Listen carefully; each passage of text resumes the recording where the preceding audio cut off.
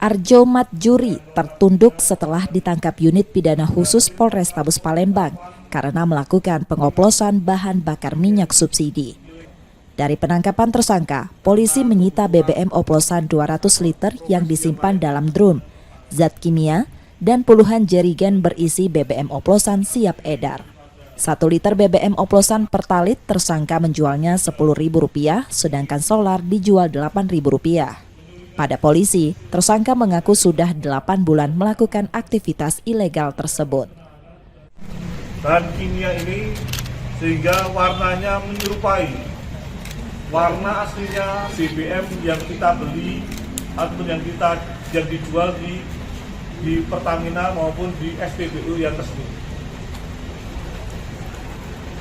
Atas tindak pidana yang terjadi, tersangka kita persangkakan kepada pasal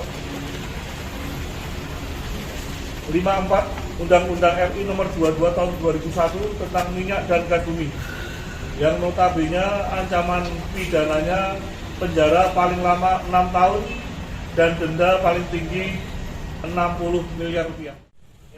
Kini tersangka dan barang bukti diamankan di Polrestabes Palembang untuk proses hukumnya. Yudi Kiswanto, Kompas TV, Palembang, Sumatera Selatan.